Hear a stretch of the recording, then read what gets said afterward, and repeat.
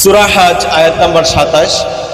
আল্লাহ পাক রব্বুল আলামিন বলছেন, ওয়ায়াযকুরু ইসমাল্লাহি ফি আইয়ামিন মালুমাতিন আলা মা রাযাকাহুম মিন বাহিমাতিল আনআম, যাতে করে মানুষেরা ওয়ায়াযকুরু ইসমাল্লাহি, তারা যেন আল্লাহ তাআলার নাম উল্লেখ করে, ফি আইয়ামিন মালুমাতিন, নির্দিষ্ট দিন সমূহে,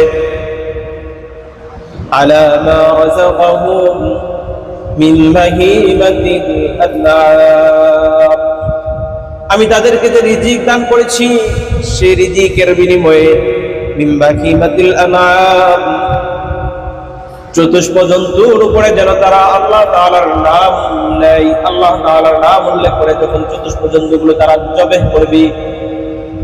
নির্দিষ্ট দিনগুলো কি?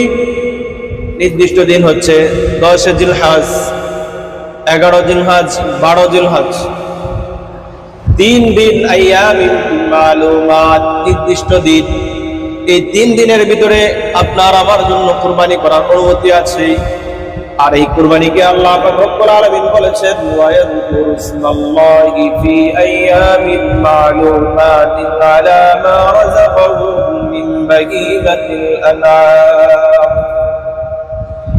তারা যেন জবে করে নির্দিষ্ট দিন সময়ের মধ্যে চতুর্থ পর্যন্ত, এবং তার উপরে যেন আল্লাহ তাআলার নাম নেয়। বিসমিল্লাহ, আল্লাহু আকবার। আল্লাহ পাক রব্বুল আলামিন বললেন, কুরবানি করবে, জবে দিবে, আমার নাম নিবে, যখন এই কাজটা সম্পূর্ণ হয়ে যায়, ফাকুলু মিনহা, এরপর কুরবানির গোশত তোমরা ভক্ষণ করতে পারো, কুরবানির গোশত তোমরা খাওয়া দাওয়া করতে পারো, খাইতে পারো। ওয়া আতঈমুল বাঈসাল ফাকির,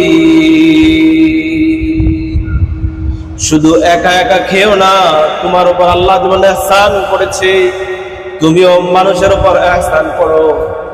যারা দারিদ্র সীমার নিচে আছে, যারা বছরে একদিন গোশত দেখতে পায় না, পাইলেও নগণ্যতম সামান্যতম কোনো একদিন পাইলে পাইতে পারে, যা হিসাবে আসে না, আল্লাহ পাক রব্বুল আলামিন বলেন, ওয়া আতঈমুল বাঈসাল ফাকির, দরিদ্রদেরকেও সেখান থেকে তোমরা খাওয়াও।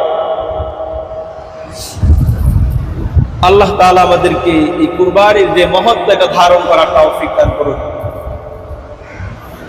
প্রিয় ভাইয়েরা আমার, আমরা গতকালকে আলোচনা করছিলাম কুরবানির সূচনা নিয়ে, কিন্তু কুরবানির সূচনা যেটা ছিল, হাবিল কাবিল যেটা শুরু করেছিল, আগুন বর্ষ করে দিয়েছিল, কিন্তু আমাদের কুরবানি